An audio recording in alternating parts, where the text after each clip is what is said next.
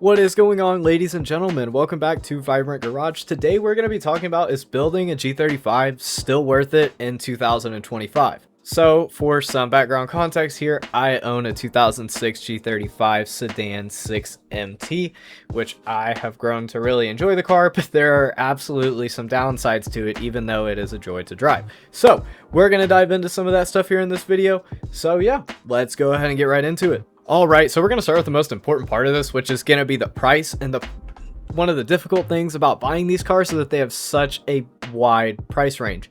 They can range anywhere from $3,000 for a super clapped automatic sedan all the way to almost $10,000 I've seen for a super low miles, mint condition, well taken care of 6MT sedan or coupe with some really high-end options.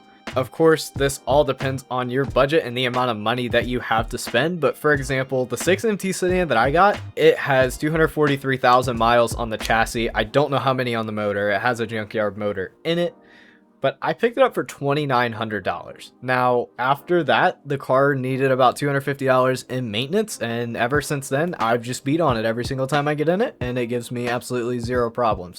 So sometimes you can get really lucky with those Facebook Marketplace deals, which is what you're gonna want to look for, of course, whenever you're going to buy a car, but more importantly, one of these, because it is usually a cheaper car.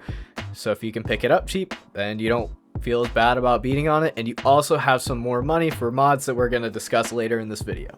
So let's talk about why would this car be worth it. And in my opinion, I think it is worth it in 2025 still, because of the character and DNA of the car. It, in my opinion, the era that it came from, which was the mid 2000s, early to mid 2000s, was really the last good run of cars. These cars have such a fun DNA, especially if you get a manual, which I highly recommend. In my opinion, that's the only way you should pick one of these up. But you have a super torquey rear wheel drive car with a 6-speed manual and optionally a limited slip diff and an incredible amount of aftermarket potential for these cars. The driving characteristics of one of these, even though they are kind of heavy, if you've driven one that wasn't super clapped, you know that it still gets down, it still handles well, it still punches really well for its weight class and power, and it's just an absolute joy to drive, in my personal opinion. So let's talk about building one. And, you know, of course, this comes back down to budget, just like it did with the price of the car itself. Now, if you have a $10,000 budget in total, you're going to have a lot of room to work with one of these, and you're going to be able to have a ton of fun and build a pretty awesome car. In my opinion, I think you should set aside about $9,000 or $10,000 if you want to get a nice one and want to modify it as well, versus if you're just looking to buy one, you're probably going to want to set aside about $5,000 or $6,000. But there are some truly incredible mods for this. Of course, you can do your coilovers and your adjustable suspension arms and have a really well set up suspension that will allow you to have a lot of fun with the car, because it's going to handle well and it's going to be really predictable. Power mods, they're okay on this car. In my opinion, you can't make them super powerful unless you're going to go boost. You can get around 270 or 280 wheel with full bolt-ons and a tune, which for that, it all just depends. I mean, some exhausts are almost $2,000 for these cars versus getting a single exit that's like $500. But I think you could achieve that 270 to 280 wheel for about $3,000 for some pretty decent parts there, as well as the tune. So, like I said, you're going to want to set aside about $10,000 if you want to buy a nice one and modify it as well and be able to have a ton of fun with it.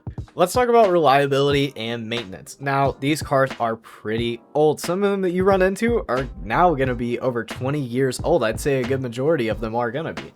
So you have to keep some things in mind with these cars. And of course, being a VQ, it's going to have oil issues. Now, if yours is like mine and it's the rev up, it is the worst of the worst, worst motor out there for, I guess, in the VQ family, in my opinion. It burns oil like crazy, and you can run into some timing chain guide issues. It'll get like a really loud, almost like rod knock, but it's the timing chain guides. And another really common issue on these cars is going to be the valve cover seals. If those haven't been done, then you're gonna want to do them, because I guarantee it is leaking oil. I had to do that with mine, and when I picked it up, I had to do some wheel bearings as well, and of course just changing all the fluids. And I think that's about all I've done maintenance wise. Did, you know, normal maintenance stuff like spark plugs and coil packs and those kind of things, but really it was just the valve cover gasket seals, and that was it. So let's talk about one thing that makes these cars good, in my opinion. Of course, as takeovers unfortunately have become a lot more common, that is the group that these cars unfortunately are kind of starting to become known for. Now, there are some truly incredible people that you can meet in the VQ community who have G35 builds that are absolutely incredible, but keep that in mind that these cars do have two bad reputations. One, for being the cars that don't shut up at car meets, and two, unfortunately being takeover cars. And that leads us into something that's kind of weird with these. These cars are getting stolen more and more now, and the 37s and the Q50s as well are also getting stolen more. So keep that in mind. You know, if you live in an area where they're getting commonly stolen or where there's a lot of takeovers, fortunately I don't. If you do, I recommend looking into getting a kill switch put in. So final thoughts, in my opinion, I think that the G35 is still absolutely a car that is worth it in 2025, especially if you can pick up a really good, clean example, or if you can get an absolutely incredible deal like I did.